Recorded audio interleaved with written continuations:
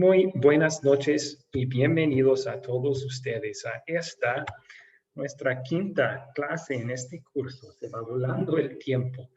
Qué bonito y qué también consolador es poder estudiar estos eventos sobre la llegada de nuestro Salvador al mundo. Y esta noche vamos a continuar el estudio. Ya hemos estudiado el nacimiento de Jesús, la llegada de los magos. La clase pasada vimos que Jesús empezó su ministerio público siendo bautizado por Juan el Bautista y explicamos por qué Jesús fue bautizado y qué conexión vemos ahí entre su bautismo y el nuestro también. Esta noche vamos a ver que después de ser bautizado y también ser tentado en el desierto, Jesús llama a sus primeros discípulos y luego hace su primer milagro, su primera señal milagrosa en la boda de Caná.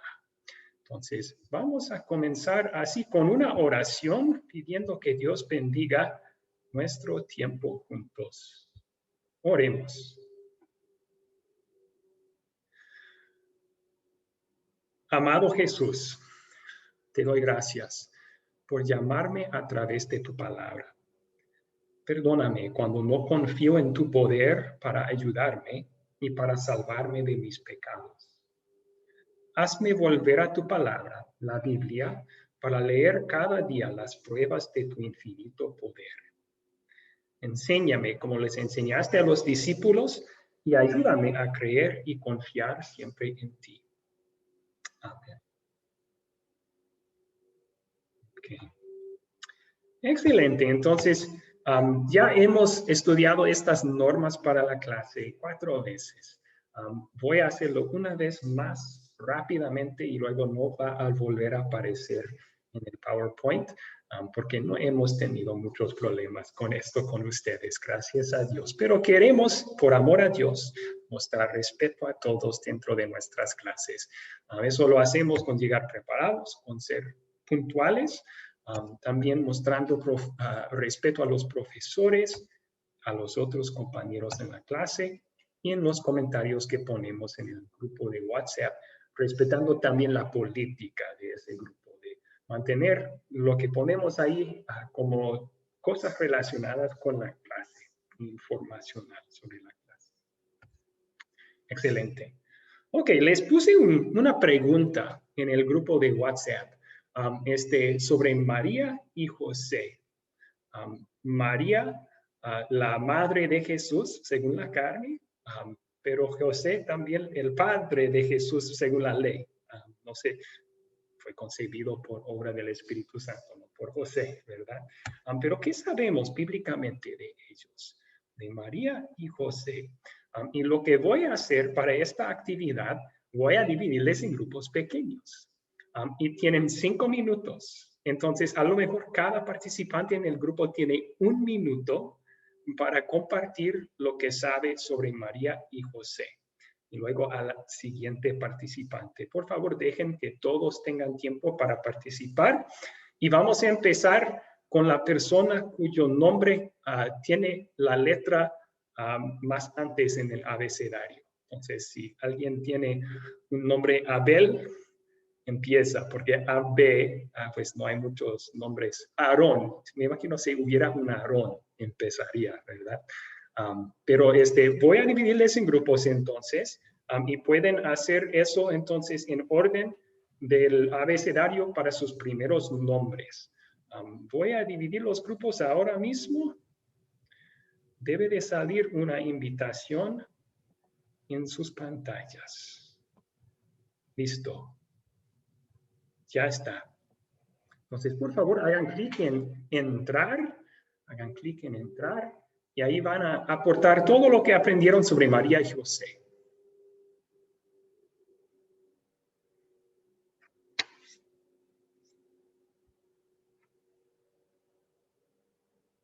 Ahí está. Ok. Entonces, la Biblia nos dice que José y María vivían en Nazaret, en Galilea. También dice que los dos eran del linaje de David. Dios prometió que el Salvador iba a venir de ese linaje. Entonces María tenía que ser del linaje de David. Pero también Mateo traza la genealogía de José hasta David. Entonces los dos eran descendientes de David. Los dos también creyeron y obedecieron cuando los ángeles les hablaron, el Gabriel con María y luego un ángel en un sueño con José también. Así que fueron ellos testigos de unos eventos clave. El anuncio del nacimiento, la visita de los pastores, luego de los sabios. También circuncidaron a Jesús a los 8 días. Le pusieron en ese entonces el nombre de Jesús, que era mandado por Dios. El ángel comunicó eso a José, ¿no? También a los 40 días llevaron Jesús al templo y allí Simeón agarró al niño. Imaginen la sorpresa de María cuando un desconocido agarra al niño y empieza a alabar a Dios por enviar el Salvador. Ahora, Señor, despides a tu siervo en paz, conforme a tu palabra, porque mis ojos han visto tu salvación. Y luego comunica a María él un mensaje que Jesús iba a ser muy importante, iba a causar la caída y la subida de muchas personas en Israel. También que iba a causar a María dolor, que una espada iba a traspasar su alma, su corazón también. Dice que Lucas en sus primeros 2 capítulos que María atesoraba todo esto en su corazón y meditaba en estas cosas. Entonces, guardó esas memorias y siguió meditando en ellas, esos momentos importantes. Unos eventos más, entonces, Lucas nos cuenta en su segundo capítulo sobre un viaje que esta familia toma al templo cuando Jesús tiene 12 años. ¿Se acuerdan de esa historia? Que al regresar, Jesús se queda y está perdido por casi 3 días y por fin lo encuentran y hijo, ¿dónde estabas? ¿No sabías que tu padre y yo, dice María, estábamos preocupados? Y Jesús tenía que recordarles que él tenía cosas que hacer. Él estaba haciendo lo que su padre quería. Estaba pasando tiempo en su casa. Así. Bueno, entonces llegamos más adelante en la vida de Jesús. Esa historia, cuando Jesús tiene 12 años, es la última en la Biblia en donde aparece José. José fue un carpintero. Parece que Jesús le ayudó porque en un versículo le llama a Jesús carpintero también.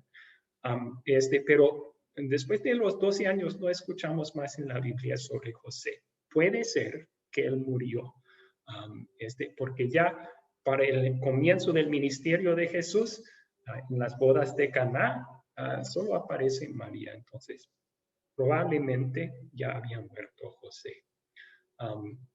María y los hermanos de Jesús aparecen en una historia tratando de tomar cargo de él, porque pensaron que estaba loco, ni tomaba tiempo para comer, estaba haciendo tanto trabajo en su ministerio. Y en esa ocasión Jesús tenía que también recordarles que su trabajo, su misión de salvar era aún más importante que su familia. Él dijo, ¿quiénes son mis madre y mis hermanos? Son los que escuchan la palabra. Ustedes son mis madres y hermanos. Entonces, más adelante en la vida de Jesús, vemos que María es testigo también de la muerte de Jesús. Está presente en la crucifixión. Jesús se la encomendó a Juan, el discípulo amado, para que la cuidara. Y aparece una vez más María en Hechos capítulo 1, versículo 14. Después de la ascensión de Jesús, el versículo ahí dice, todos estos, los 11, perseveraban unánimes en la oración y ruego con las mujeres y con María, la madre de Jesús, y con sus hermanos. Ok. Hasta allí. ¿Cuáles preguntas tienen? Yo tengo dos. Adelante. Una relacionada con lo que estamos viendo y la otra relacionada con el curso. Voy a partir por la pregunta. Revisando el detalle, dice de que a los 40 días se presentaron a Jesús en el templo y ofrecieron un par de tórtolas. Ese par de tórtolas, porque según el pecado era lo que tenía que presentar como sacrificio. Ese era lo más suave, por decirlo de alguna manera.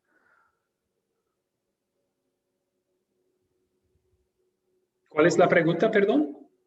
El par de tórtolas era lo más suave o era lo más común cuando se presentaba al primogénito. Parece que sí. De las leyes del Antiguo Testamento, ¿Sí? parece que los pobres ofrecían tórtolas. Si no podían comprar oveja, podrían comprar un par de tórtolas. Ese sacrificio fue un requisito de la purificación de la mujer después de los 40 días. Allá. Lo otro, el día... Ah, nosotros tenemos clase el miércoles. Yo ¿Cómo? pensé que era el jueves. No, nosotros tenemos clase el día miércoles. Yo pensé que era el jueves, entonces iba a preguntar si acaso iba a ver porque es víspera de Navidad. No he dicho nada. Las tórtolas me Ok, distrajeron. Vamos, está vamos. bien. No, ese detalle nos demuestra que lo más probable es que no tenían mucho dinero tampoco, José y María. No eran muy ricos. Ah, sí. Muy bien. Katia levantó su mano. ¿Cuál es su pregunta, Katia? Sí, otra vez buenas noches a todos. Tengo una consulta. Quisiera saber si lo que dice la Biblia, dice desposada, quiere decir que María estaba casada con José, literalmente, ¿no? Es muy buena pregunta. Y para contestarla, tenemos que explicar una pequeña diferencia entre el casarse entre los judíos y sus ritos y costumbres y el casarse hoy en día. Porque si pensamos que era igual, en ese entonces nos podemos confundir un poco. Um, entonces, para nosotros hoy en día, un novio, una novia se comprometen primero legalmente, no están casados, en los ojos de Dios no están casados, no deben tener relaciones juntos hasta el día de su matrimonio. Y ya después del matrimonio están casados. Para los judíos, el comprometerse era igual en el sentido de que todavía no podían vivir juntos, todavía no tenían relaciones, pero en los ojos del pueblo ya estaban casados, ya hicieron la promesa. Entonces ya los consideraban esposos. Solo que el hombre tomó tiempo después de eso para preparar su hogar para la esposa, poner todo en orden, acumular suficiente dinero para los costos de la boda, para hacer una vivienda para su esposa. Ya cuando estaba todo listo, tenían la celebración de la boda y el novio iba a la casa de la novia, normalmente en una procesión con sus amigos. Um, Llevó a la novia de ahí con sus familiares en una procesión de regreso a su casa y ahí hacían una fiesta para 7 días. Ya después de eso, podían vivir juntos y tenían relaciones y todo eso. Entonces, cuando decía que la Biblia, algunas traducciones ahí dicen desposada, otras dicen comprometida. Y todo depende del punto de vista de que tenemos, pero debemos entender que habían hecho la promesa, ya en los ojos de los judíos se consideraban esposos. Por eso dice también, tenía en mente José divorciarla en secreto. Divorciar es la Gracias, palabra. profesor. Sí, entonces era más fuerte la promesa que hacían en ese entonces. Hoy en día no se considera tan importante esa promesa de comprometerse que antes. Okay. Pastor. Gracias, profesor. Gracias a usted. Buena pregunta. Otra pregunta. Pastor, Ujú. para complementar con respecto al par de tórtolas, buscando el Levítico, tenemos dos citas, pero creo que esta es la que más se acerca, o la que realmente se acerca, que está en Levítico 12, verso 6, que dice, cuando los días de su purificación fueren cumplidos, por hijo o por hija, traerá un cordero de un año para holocausto y un palomino o una tórtola para expiación a la puerta del tabernáculo de reunión al sacerdote. Ok.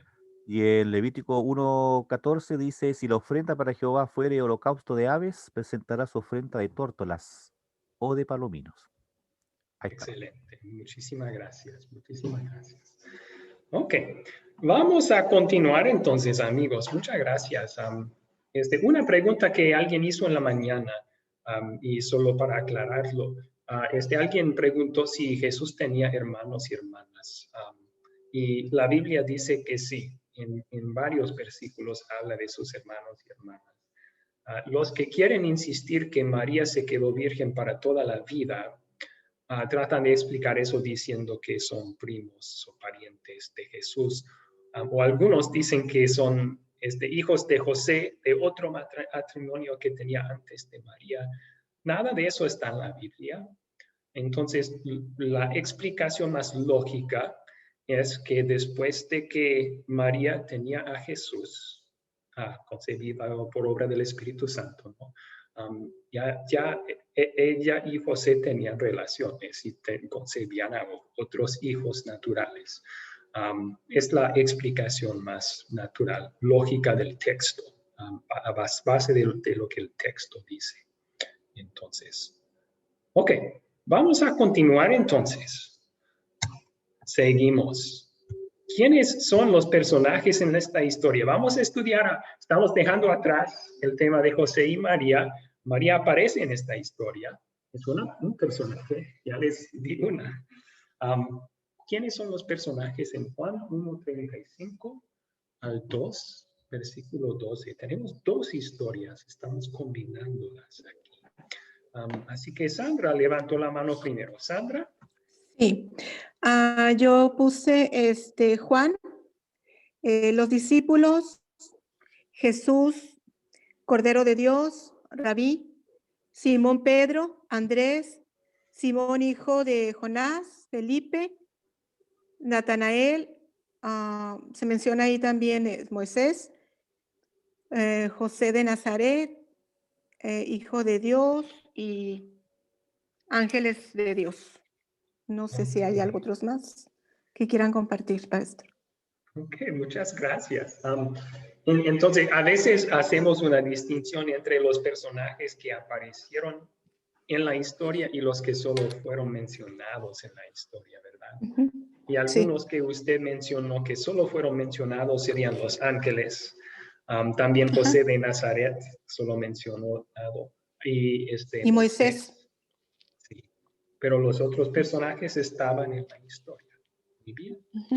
Ok, ¿alguien quiere seguir su lista? ¿Puede mencionar otros? Sí, Juan Bautista levantó su mano, gracias.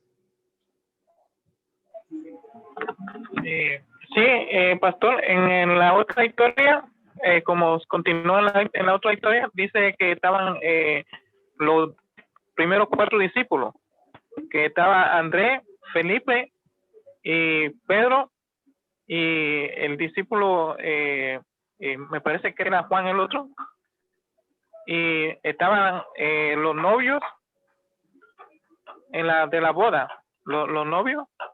Estaba la mamá María, la madre de Jesús, y estaban los siervos y los invitados a la boda. Ok. Este grupo de personas. Ok. Y bueno, había novios porque era una boda. Solo se menciona el novio en la historia, pero tenía que haber una esposa también, siendo un matrimonio. Y también se mencionaron siervos para la boda. Los siervos que tomaron orden de Jesús de llenar las tinajas. Y el catador el catador o maestresala, creo que algunas versiones tienen eso. Pero eran más que 4 discípulos en ese entonces. Si hacemos enumeración de los que llamó Jesús en el capítulo 1, primero, voy a poner en mudo a todos. Ahí está. Primero había 2 discípulos de Juan. Uno es mencionado, Andrés. El otro no escuchamos su nombre. Muchos piensan que es Juan el apóstol, porque él cuando escribe nunca se menciona a sí mismo por nombre. Entonces puede ser, pero esos 2 discípulos de Juan el Bautista, Andrés y el otro. Luego Andrés llama a su hermano Simón, Simón Pedro. También Jesús le da el nombre Cefas o Pedro. Y luego tenemos a Felipe, que Jesús llama, sígueme. Felipe va y encuentra a su amigo Natanael. Así que ahí tenemos los 5. Y cuando escuchamos en el siguiente capítulo que Jesús y sus discípulos fueron invitados a una boda, debemos pensar probablemente los 5 que se mencionaron en el capítulo pasado.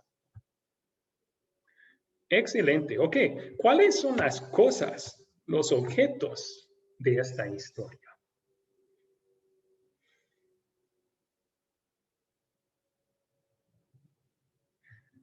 ¿Qué cosas hallamos en esta historia?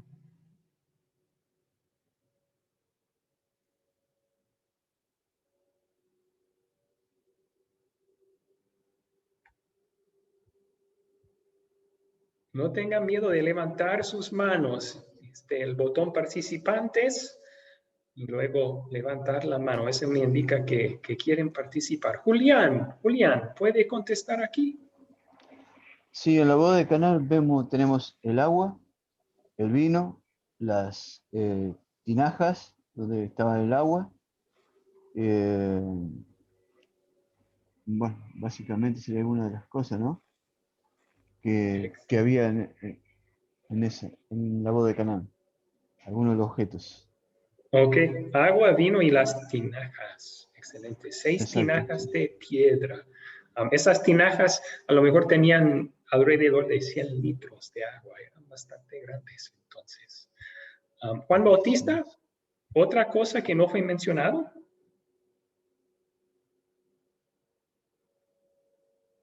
Juan Bautista.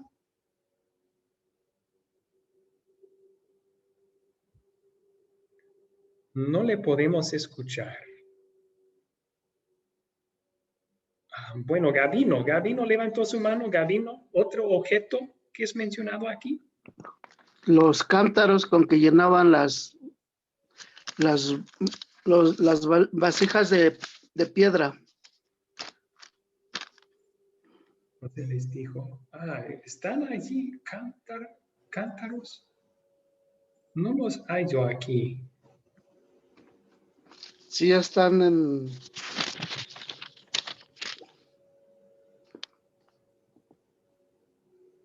Bueno, con algo tenían que haber sacado, llenado las tinajas y sacado el agua convertido en vino de las tinajas. Entonces, si fuera cántaros o algún otro utensilio, sí, eso tiene sentido. Pero no creo que fueron mencionados específicamente. Pero, ok. William, ¿otros objetos en la historia? Uno más creo que es la higuera, donde el Señor vio a Natanael. Excelente, estaba abajo de la higuera. Algunos piensan que eso tenía aún más significado porque era común para judíos orar debajo de una higuera. Entonces, no dice eso el texto, pero puede ser una explicación de por qué Natanael estaba allí. Y eso hubiera agregado a su sorpresa, ¿no? No solamente sabía este hombre dónde estaba hace rato, él sabía que estaba orando. Entonces, ¿quién es? Sería Dios, ¿no? Dios el que escucha las oraciones de todos. Es posible eso. pero muchas gracias, la higuera, sí. Ok, Mauricio, otro objeto. Sí, pastor, estaba pensando yo, los invitados también son tomados como parte de la historia. Y a la vez quería hacerle una consulta. Cuando se mandaron llenar con agua las tinajas, ¿fue María la que mandó a los que andaban con ella a llenar las tinajas? ¿O Jesús fue el que dijo que llenaran las tinajas? Buena pregunta. El versículo 7 del capítulo 2 dice que Jesús estaba dando las órdenes. María sí les dijo a los siervos, hagan todo lo que él les diga. O sea, pero Jesús es el que dice, llenen de agua estas tinajas. Ya, porque he escuchado que dicen que en ese momento ahí se ve que Jesús también tenía un cierto respeto con su madre María, porque le dijo, todavía no es mi momento, no es mi hora. Sí, Entonces sí. hay como ahí como que se representa un poco que Jesús también fue un ser humano como todo y tenía cierto respeto con su madre también, en el sentido de que no le dijo, no, si yo no lo hago nomás, porque podría haber dicho, ¿sabe que no, yo no lo hago? Seguramente, siendo perfecto, Jesús tenía honra perfecta para su madre. Eso es parte del cuarto mandamiento, ¿no? Honra a tus padres y a tus madres. Pero no debemos pensar, y teólogos católicos quieren usar estos versículos para mostrar que María tiene cierta influencia que no tenemos nosotros sobre Jesús y por eso debemos y podemos orar a María. Nada de eso se halla aquí. De hecho, hallamos lo opuesto. María dice, presenta la necesidad, ya no hay vino, y Jesús dice, ahora no. Y es un claro, yo no trabajo conforme a tu tiempo, María. O sea, muestra respeto con decir mujer, ese fue un término de cariño en ese entonces, mujer, pero es firme, aún no ha llegado mi momento. O sea, estaba demostrando Jesús, yo estoy trabajando según el horario de mi padre, no según tu horario, María. Y en ese sentido no es muy diferente que nuestras oraciones, que todos levantamos hacia Jesús, ¿no? Nosotros presentamos nuestra necesidad. Jesús, necesito tu ayuda con esto. Y Claro. nosotros esperamos en Jesús para su buen tiempo. Porque reconocemos que Él sabe mejor que nosotros lo que necesitamos y cuándo lo necesitamos. Entonces, a veces Jesús en su sabiduría dice, ahora no ha llegado un momento aún. Y ya después, Él nos da lo que pedimos. No es muy diferente aquí lo que hace con María. Sí. Es como bien claro, está más claro. Buena pregunta. Muchas gracias. Eso está ahí, pastor. Ok, muy bien. Vamos a la siguiente pregunta entonces. ¿Dónde ocurrió esta historia? ¿Alguien más tenía pregunta allí? Sí, pastor, soy Jaime. Jaime, adelante. Perdone, pastor, solo tengo una duda. Es aquí como estamos en el tema de los objetos que aparecen en la historia y estando allí 6 tinajas de piedra para agua conforme al rito de la purificación de los judíos, en cada una de las cuales cabían 2 o 3 cántaros. Ahora la pregunta es, ¿en qué consistía el rito de los judíos? Ahí habla de un rito de la purificación, pero ¿se usaba agua o cómo está la situación ahí, pastor? Perdón. Ok, muchas gracias. Y ahora entiendo por qué algunos mencionaron cántaros también, porque que cabían dentro de las tinajas tantos cántaros de agua. Lo siento, en mi traducción dice cada una con capacidad de más de 50 litros, porque la palabra ahí para cántaro es una medida antigua y están aproximando esa medida para el día de hoy. Por eso, ok, ahora sí entiendo. Pero los ritos de purificación de los judíos hubieran sido, y pueden leer en Marcos 7, versículos 3 al 5 sobre eso. De hecho, lo estudiamos en la clase pasada, porque usamos esos versículos para mostrar que la palabra bautizar significa solo aplicar agua, no necesariamente sumergir algo. Porque en Marcos 7, 3 al 5, Marcos describe esos ritos de purificación de los judíos, que los fariseos limpiaban, lavaban todo ceremonialmente. Y menciona sus carros, sus utensilios, sus colchones. Y bueno, había ritos diferentes. Lavaban sus manos siempre antes de comer, y no para higiene, era para pureza ceremonial. A lo mejor habían tocado algo que era prohibido por Dios, entonces tenían que lavarse. O también hacían ritos de derramar o rociar agua sobre utensilios y cosas que supuestamente limpiaba ceremonialmente esas cosas. A eso se refiere allí. Ok, gracias. Okay. Excelente. A la siguiente, ¿dónde ocurrió esta historia, amigos?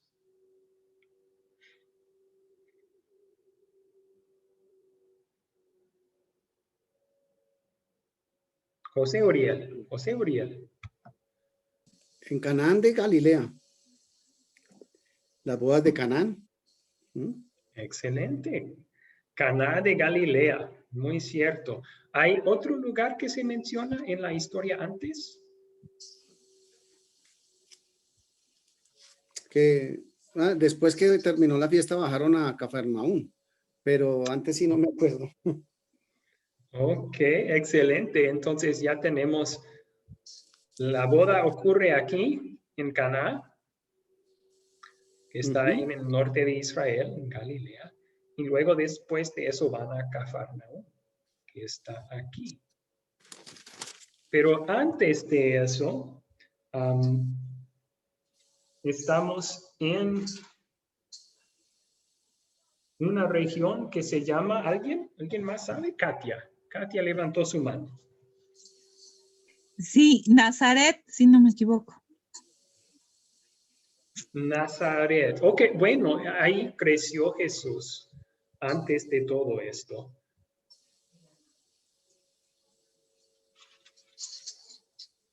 En el pueblo de Felipe y de Andrés. Ok.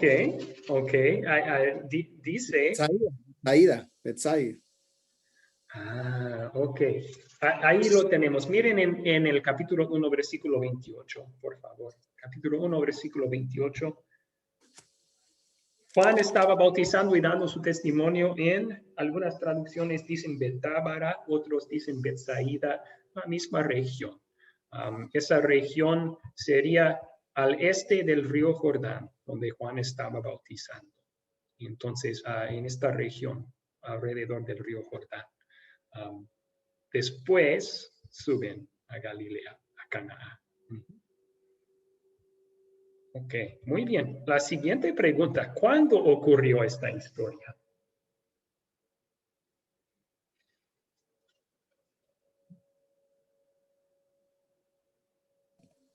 En el año 30. Buena fecha aproximada, José Uriel. Excelente. Porque hacía poco Jesús se había bautizado. Ahí, otro evento. Y sabemos eso porque en el capítulo 1, antes de la historia, Juan dice sobre Jesús, este es el que el Espíritu vino sobre él como paloma y permaneció con él. Eso está en el versículo 32 del capítulo 1. Entonces, es después del bautismo de Jesús. Y los otros evangelios cuentan que inmediatamente después de su bautismo, Jesús fue dirigido por el Espíritu Santo al desierto para ser tentado por 40 días. Entonces, tiene que ser después de eso también, que empezó a llamar a sus primeros discípulos. Muy bien. Ok, ¿alguien más? ¿Cuándo ocurrió la historia?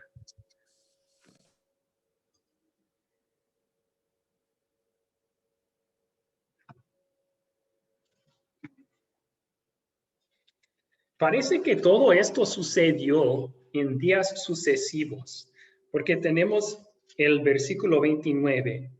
El día siguiente, Juan vio que Jesús venía hacia él y dijo, este es el Cordero de Dios. Y luego el versículo 35, al día siguiente, Juan estaba con dos de sus discípulos, dijo, ahí el Cordero de Dios, ellos siguieron a Jesús. Y luego en el 43 tenemos, al día siguiente, Jesús quiso ir a Galilea, y él llama a Felipe y a Natanael. Y luego dice al tercer día, al principio del capítulo 2, al tercer día, entonces 3 días después de llamar a Natanael y Felipe, o 2 días después, según nuestro contar, se celebraron unas bodas en Cana, en Galilea. Así que días sucesivos y luego unos 3 días antes de la boda de Cana. Tal vez para viajar, para caminar hacia allá, ¿no? Ok. ¿Cuál es el problema en esta historia? ¿Qué problema hallamos en esta historia? Piensa. Excelente. Juan Bautista levantó su mano. Juan, ¿cuál es el problema en esta historia?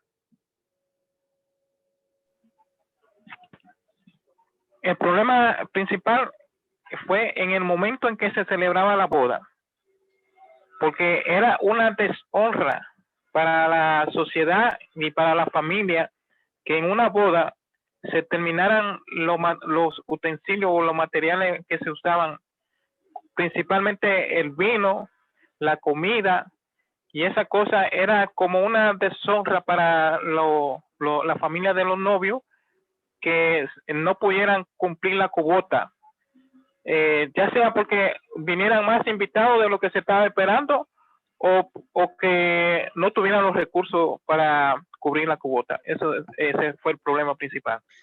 Gracias. Sí, tratamos de siempre ponerlo en términos modernos.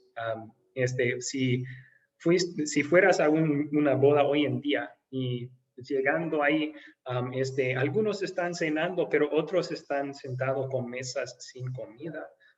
Y de repente alguien viene, bienvenida, lo siento, no hay comida. Tenemos unas galletas tal vez que puedes comer. Qué vergüenza para los novios, pero era aún peor en los días de Jesús, en bodas judías, acabarse el vino.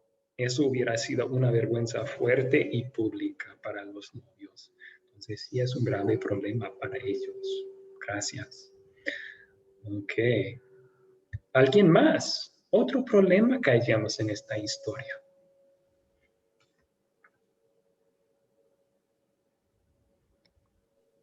Pastor, perdona, soy Jaime. Sí, adelante, Jaime. Yo estaba leyendo un comentario bíblico de que María de alguna manera como que forzó, o si se puede usar la palabra manipular, aprovechando de que era su hijo Jesús y ella sabía que él era poderoso porque es la madre de Jesús, lo había criado y había visto muchas virtudes y mucho poder en él. Y dado a eso fue que él dijo, haced todo lo que él os dijere. Pero yo estaba leyendo en el comentario de que no era ahí donde Jesús iba a demostrar su poder, sino que cuando él dijo, mi casa será llamada casa de oración y vosotros la habéis convertido en cueva de ladrones. Allí era donde Jesús iba a demostrar su autoridad y su poder como hijo de Dios. No sé qué tan... Si está bien este comentario, pues si viene a la ocasión. Bueno, es posible que cuando María dijo a Jesús, primero no le pidió nada, ¿verdad? Simplemente dijo, el hecho ya no tiene fin. Hay un poco de implicación allí, ¿verdad? Conociendo María quién es Jesús, la implicación podría haber sido, ¿vas a hacer algo sobre esto? Pero no debemos pensar que Jesús contestó a ella con el milagro porque era más favorecida con Jesús que otros. Yo creo que las palabras de Jesús inmediatamente después de que diga ella eso, hagan una distinción entre lo que María quiere en el momento y lo que Jesús sabe que es el plan del Padre. Porque él dice, aún no ha llegado mi hora. En palabras más breves, ahora no. Eso es lo que Jesús le contestó. Y yo creo que María entonces escuchó a Jesús, sometió a Jesús. Ella escuchó, aún no ha llegado mi hora, aún. Entonces pensaba, pues tal vez está por llegar su hora.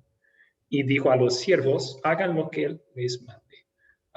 Entonces, yo creo que todo eso era, como dije antes, es muy semejante a lo que sucede en nuestras oraciones.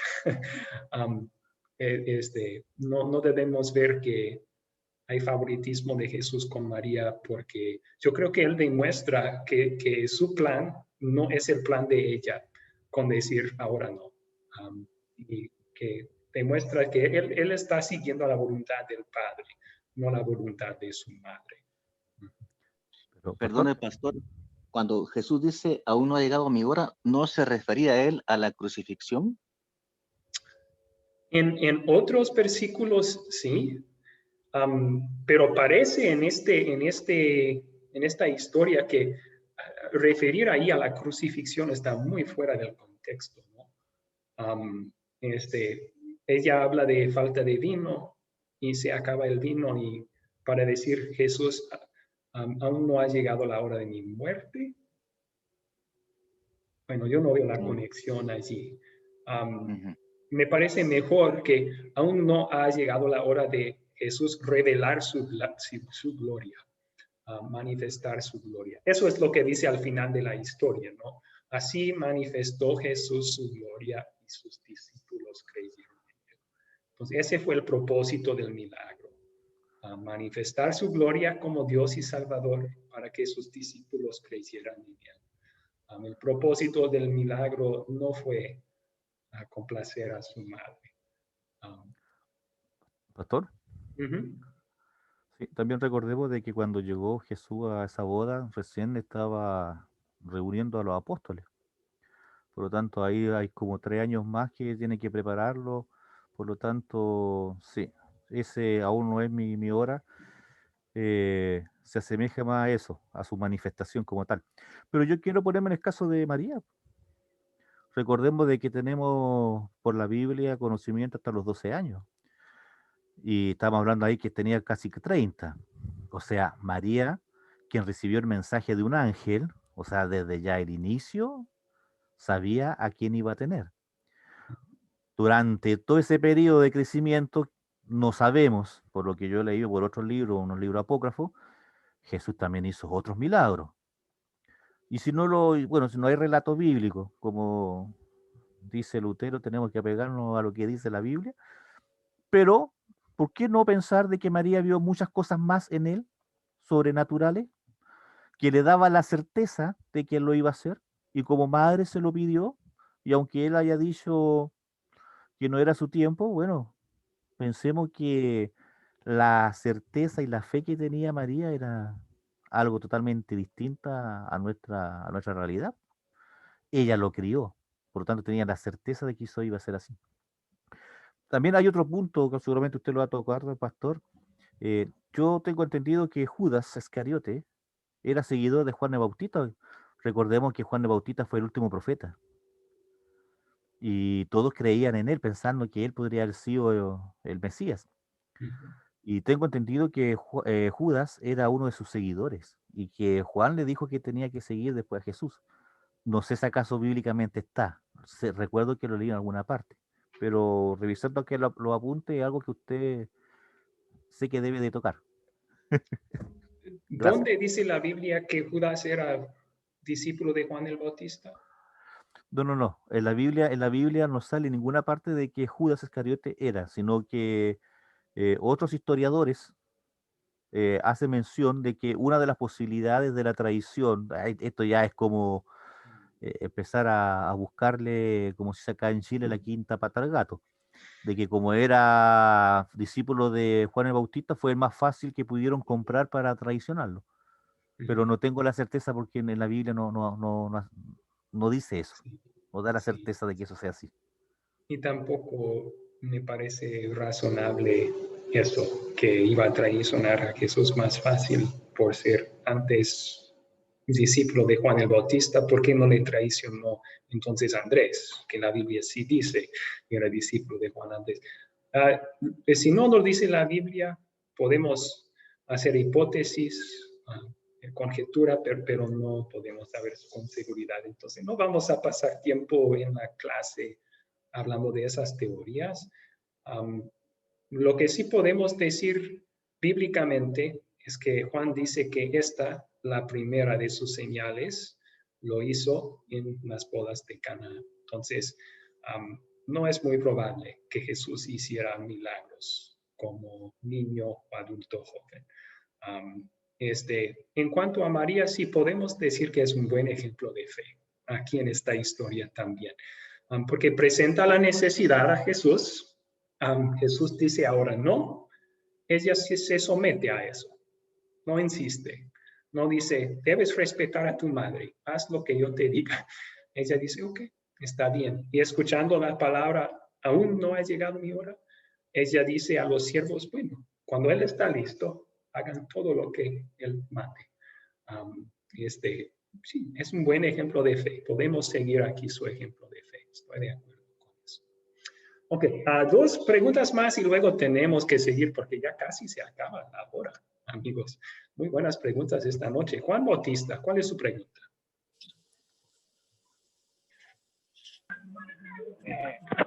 No, pastor, lo que pasa es que tú dices que uno no puede, pero puede hacer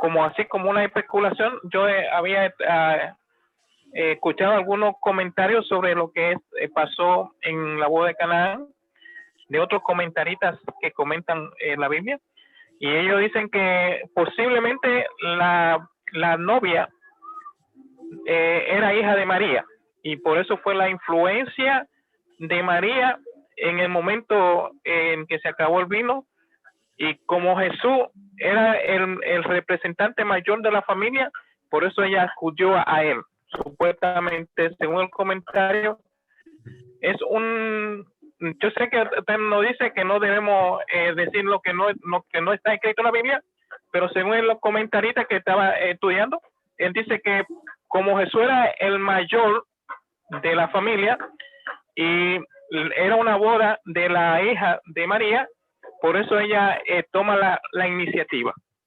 Okay. ¿Qué opina usted al respecto? Sí, es especulación.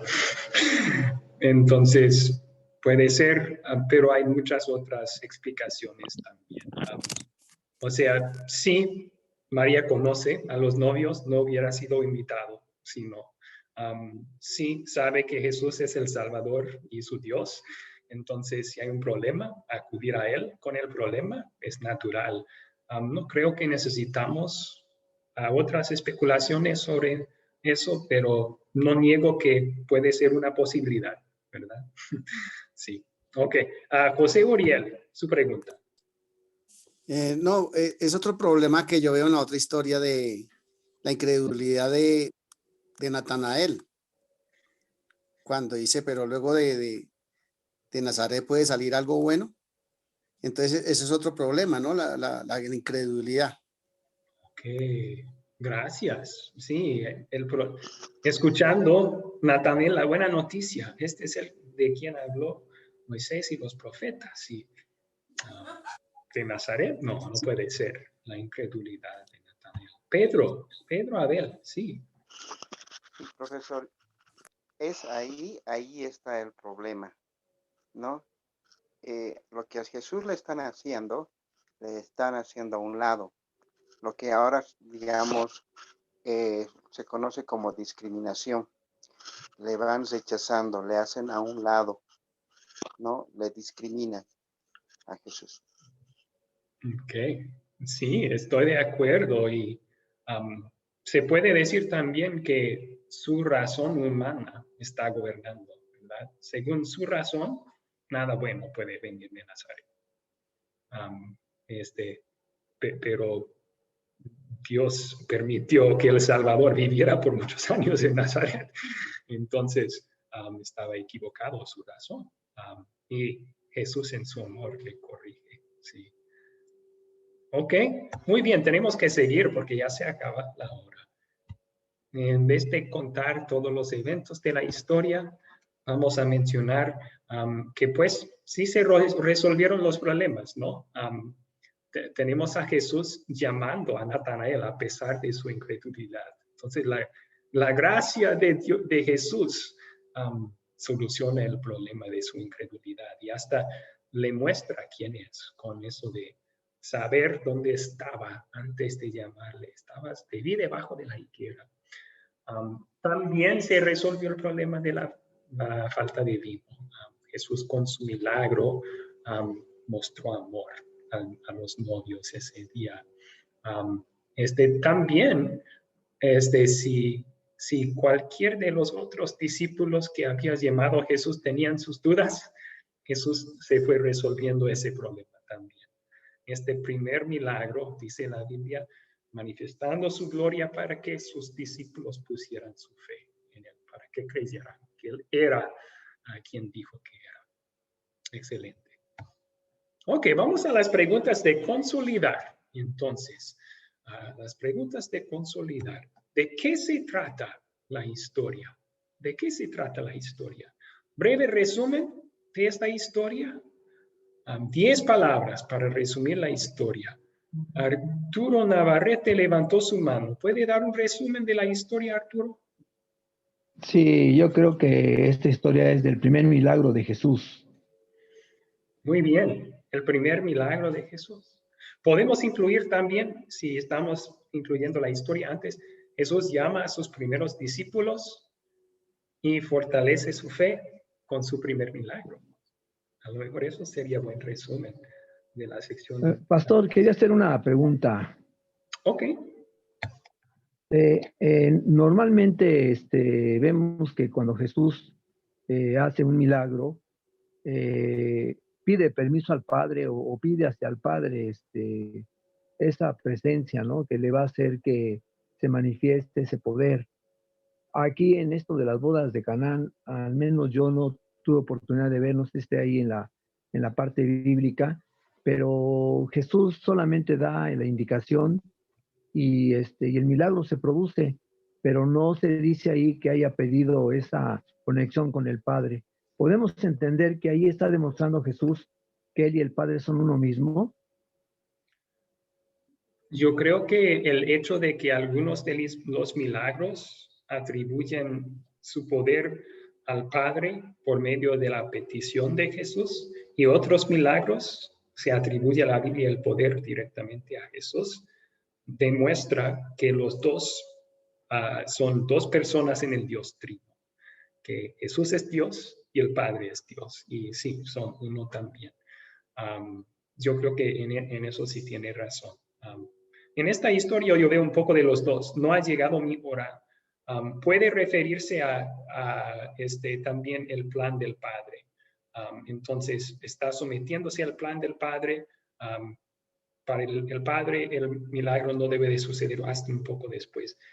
Pero sí, no dice nada sobre Jesús pidiendo aquí. Entonces, atribuye el milagro a su propia omnipotencia.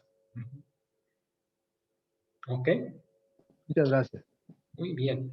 A la siguiente pregunta, amigos. ¿Qué pecado me enseña a confesar esta historia? ¿Qué pecado me enseña a confesar? ¿Dónde vemos nuestros pecados en esta historia? Y alguien que no ha contestado, no ha aportado hasta ahora, por favor, los que no han podido participar quieren oportunidad para participar en este momento. ¿Cómo vemos pecado que cometemos al leer esta historia?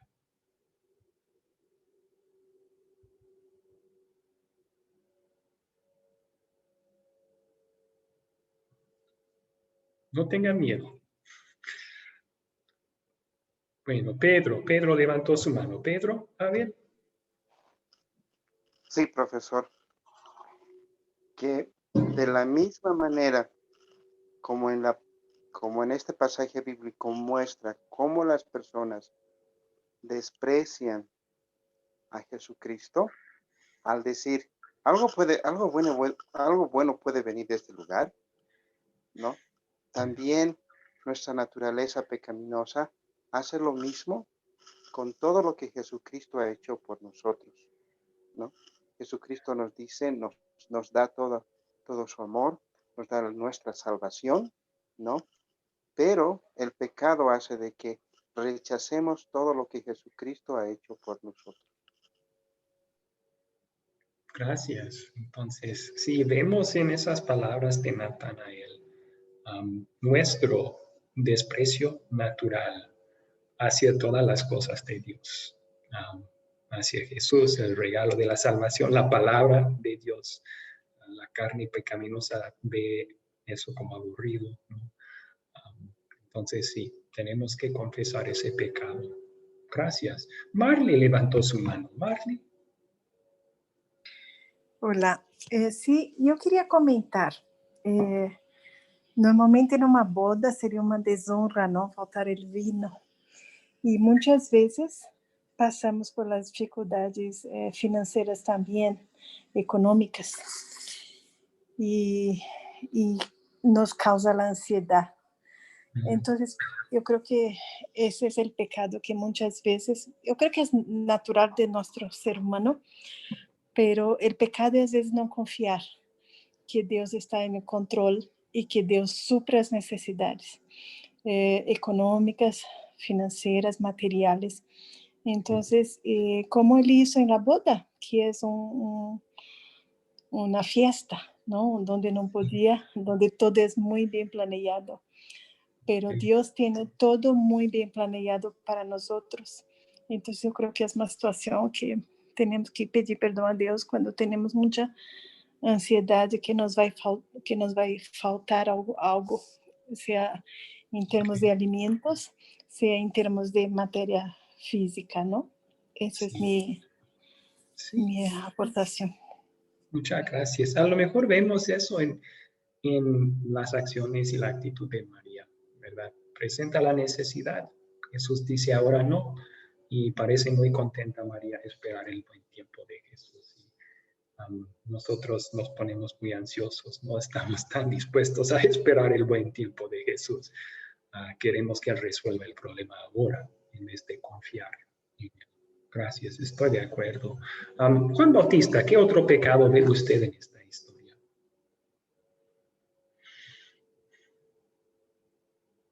Que tenemos que confesar.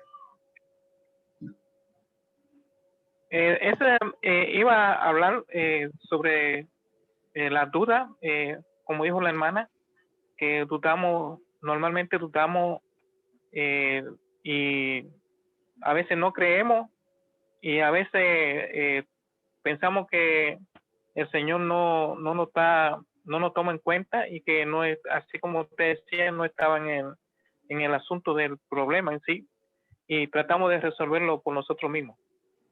Eso es o sea, cuando tomamos la iniciativa mayormente y no tomamos en cuenta a Dios en nuestro problema. Eso. Okay. Sí, entonces estoy de acuerdo con eso y a lo mejor no hacemos lo que María hizo. No acudimos a Dios para ayuda. A veces queremos resolverlo nosotros mismos. Confiamos más en nosotros que en Dios. También podemos ver el pecado de confiar en la razón y la experiencia más que en la palabra. Natanael escucha la palabra, hemos hallado al Cristo, pero él dice, Nazaret, según su razón y experiencia, nada bueno puede venir de Nazaret. Confiaba más eso que en lo que era la verdad, el mensaje de Dios. Bueno, ahora la más importante pregunta. ¿Dónde vemos el amor de Dios en esta historia? Y bueno, antes de contestar esta, y pueden levantar sus manos si quieren contestar esto, solo para comentar en el chat. Alguien mencionó el pecado de tomar vino, tenemos que confesar. No es pecado tomar vino en sí. Si fuera, Jesús no habría convertido el agua en vino para esta boda. El pecado siempre es emborracharse. Y tenemos que confesar ese pecado. A los que hemos cometido ese pecado, tenemos que confesarlo también. Se podría confesar a base de esta historia. Yo no siempre he usado el vino como Dios manda. Gracias. Ok, ¿dónde vemos el amor de Dios en esta historia?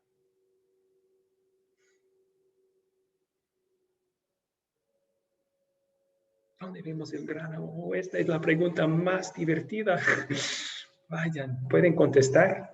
Arturo, ¿cuál es su respuesta? ¿Dónde ve usted el amor de Dios en esta historia? Pues yo veo el amor de Dios en la historia cuando Jesús del agua convierte en vino. ¿Y eso qué implica? Que demuestra con esto el Señor que para Él nada es imposible y que las cosas en un momento dado que nosotros necesitamos, antes de que las pidamos, Él ya sabe lo que requerimos.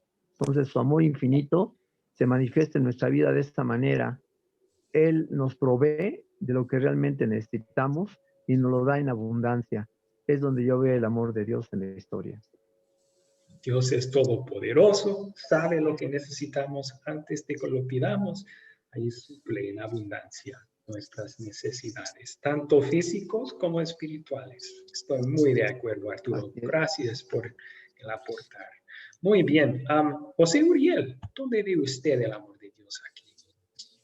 Yo lo veo en la primera historia donde los primeros apóstoles están a la expectativa y cuando ven a Jesús le preguntan y él dice, sígueme, ¿sí? Entonces esa invitación abierta y como ahí se ve el amor, de que camine, no importa cómo estén vestidos o los trabajos que tengan o no, sino lo más humilde y él le dice, sígueme.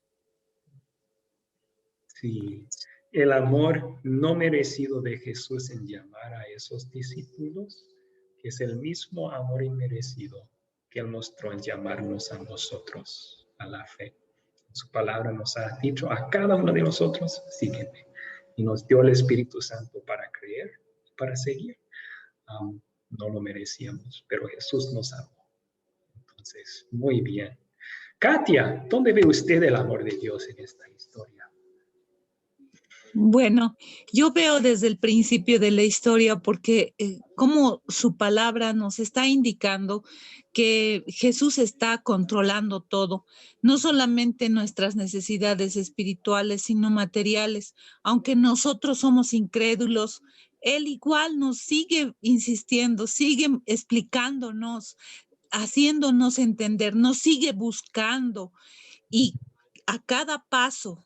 Y con este milagro también, hasta a la misma María le ha hecho reaccionar para que sepa que Él está al mando, que Él es Dios. Excelente, excelente. Me gustó la respuesta. Gracias. Yo voy a agregar un comentario más y luego vamos a continuar. Vemos en esta historia que el amor de Jesús para nosotros, sí, claro que está para las cosas importantes en nuestras vidas, el perdón de nuestros pecados, nuestra salvación, pero también Él nos ama en los detalles pequeños también. Piensen en lo que dijo a Natanael, te vi debajo de la higuera. A lo mejor nadie más le importaba lo que Natanael estaba haciendo debajo de la higuera, pero a Jesús le importó.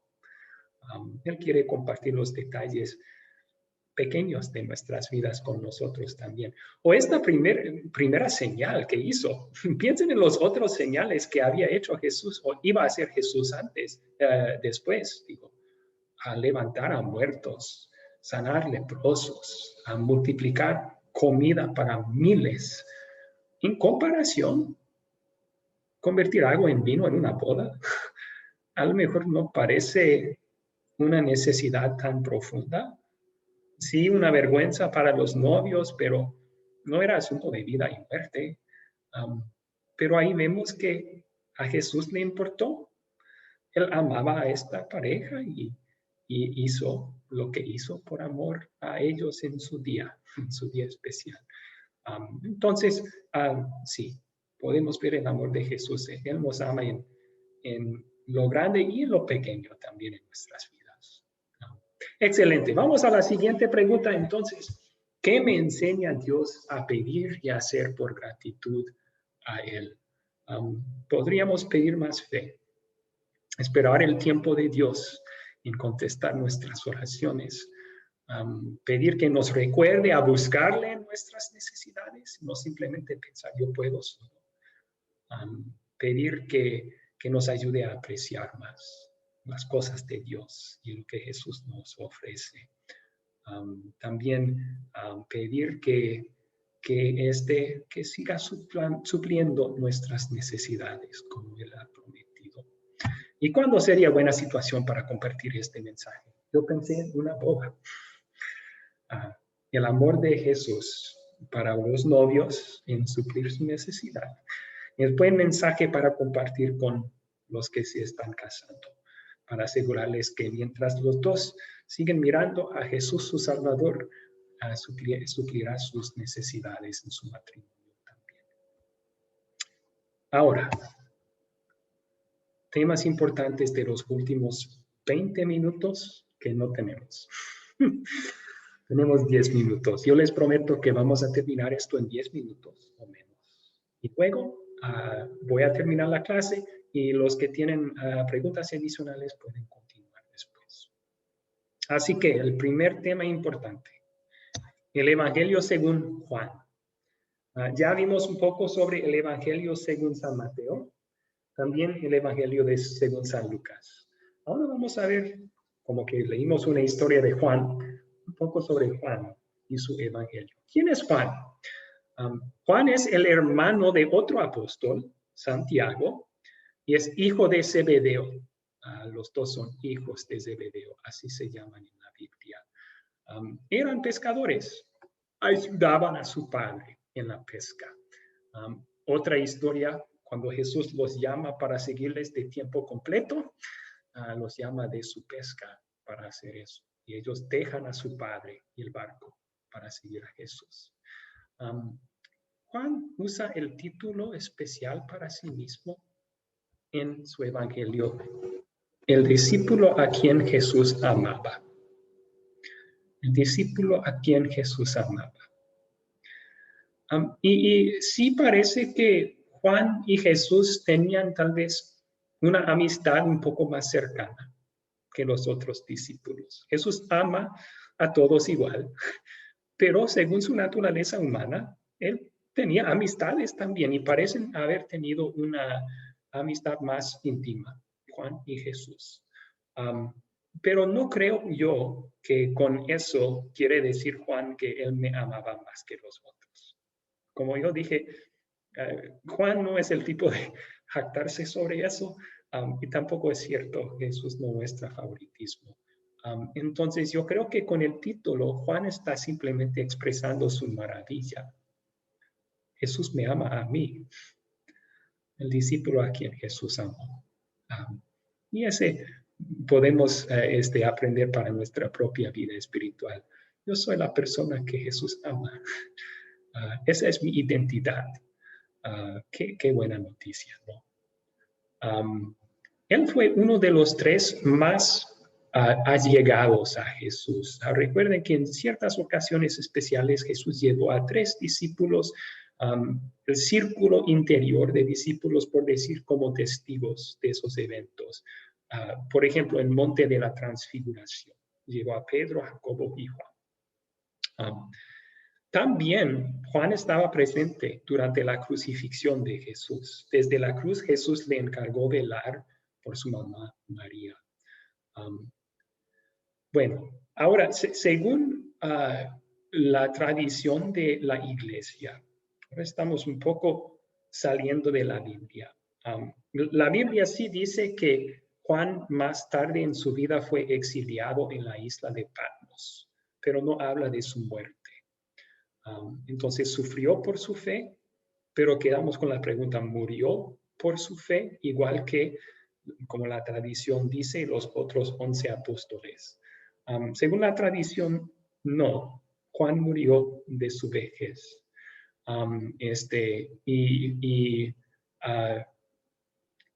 Bueno, trabajaba como pastor en Éfeso, también según la tradición de la iglesia antigua. Escribió Juan, y esto es bíblico, escribió Juan su evangelio, 3 cartas, primera, segunda, tercera de Juan, y Apocalipsis.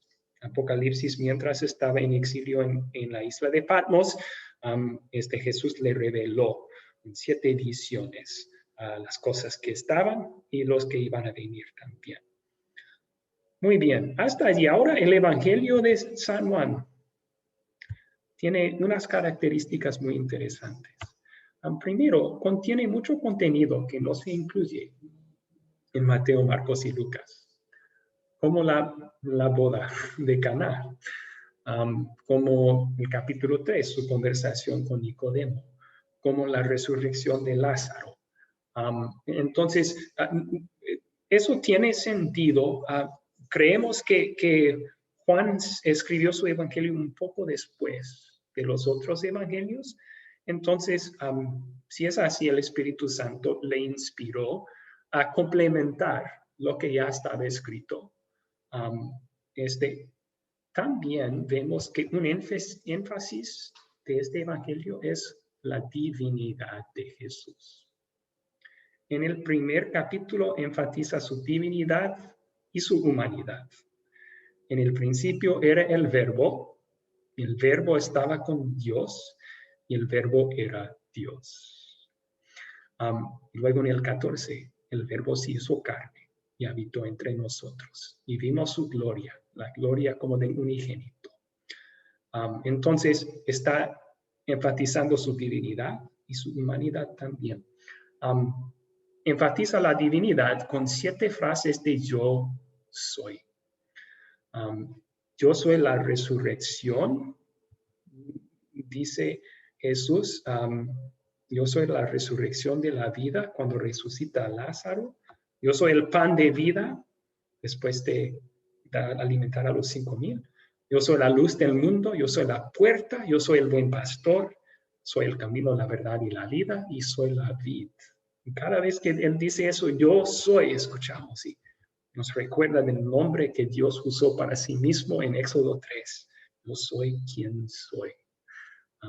Jesús está llamando a Jehová así. Diálogos largos también son una característica del Evangelio de Juan. Esos diálogos, por ejemplo, con Nicodemo en capítulo 3, o el más largo, es el que Jesús tiene con sus discípulos la noche antes de morir, del capítulo 13 hasta el capítulo 17 de Juan. Es una conversación larga que Jesús tiene con sus discípulos esa noche. Vida y luz son 2 temas importantes, sobresalientes en este libro. Y también el hecho de que tiene vocabulario sencillo, pero toca temas profundos. Vocabulario sencillo, temas profundos. Cuando yo estaba estudiando el griego, nos hicieron estudiar 7 años de griego para ser pastores. El primer libro de la Biblia que estudiamos fue Juan. ¿Por qué? Tiene vocabulario sencillo, gramática sencilla, pero temas profundos. Uno podría, siendo el teólogo más avanzado, seguirlo leyendo y midiendo así la profundidad de la sabiduría y del amor de Dios en las palabras de este evangelio. Ok, hasta allí. Ahora me quedan 2 minutos. Así que los 12 discípulos de Jesús. ¿Qué tal los otros 11? Ya aprendimos sobre Juan el apóstol. Ahora, lo que voy a hacer para esta parte, ustedes tienen que nombrar los 5 discípulos que Jesús llamó en esta historia. ¿Quiénes eran?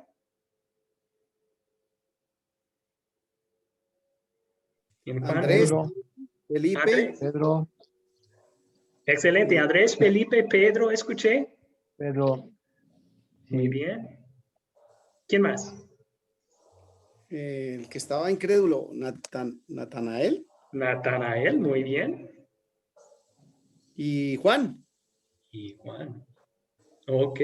Sí, el quinto no sabemos por seguridad que era Juan, pero es una posibilidad. Seguramente Juan es uno de los discípulos. Entonces, a base de eso, ahí tenemos Simón Pedro, Andrés. Vamos a agregar aquí Jacobo y luego Juan. ¿Por qué? Aquí tenemos una ayuda con recordar los discípulos. Simón y Andrés eran hermanos. Santiago y Juan eran hermanos, los hijos de Zebedeo, ¿no? Felipe y Natanael eran amigos, eran conocidos. Natanael era el primero que Felipe contó sobre Jesús. Tomás es el que dudó después de la resurrección de Jesús, es famoso para eso, desgraciadamente. Tenemos también a Mateo, que vimos que Jesús lo llamó cuando estaba colectando impuestos. Otro nombre tiene, es Leví. Hay un discípulo que no es muy conocido, se llama Jacobo, hijo de Alfeo. Yo creo que una de las mujeres que visitó la tumba vacía el domingo de resurrección era esposa de Alfeo, si no me equivoco, la madre de Jacobo. Tadeo, Judas, también es otro, no es Judas Iscariote, Tadeo, Judas. Y Simón el Celote. Celotes eran judíos que rebelaban contra el gobierno de Roma. Entonces, puede ser que era uno de ellos, un rebelde contra Roma antes de que Jesús les llamara. Y luego se hizo celoso para otra causa, ¿no? Y luego Judas Iscariote, el que traicionó a Jesús después. Ok, hasta allí, amigos, gracias. Tenemos que terminarlo. Voy a publicar la tarea en el grupo de WhatsApp. Terminemos con oración y los que tienen preguntas pueden continuar después. Querido Señor Jesús, vemos tu misericordia en llamarnos a nosotros, a personas pecaminosas, para seguirte como tus discípulos. Pedimos que nos ayudes a siempre seguirte fielmente. Ayúdanos a ver tu amor en llamarnos, ver tu amor en tus promesas hacia nosotros en la palabra. Y así fortalécenos para todas las adversidades que vamos a pasar en este mundo y hasta que nos lleves por la fe en ti a la vida eterna. Es en tu nombre que te lo pedimos. Amén. Ok, buenas noches a todos ustedes. Muchas gracias. Buenas noches. Buenas noches, pastor. Dios les bendiga. Bendiga. Buenas noches, pastor.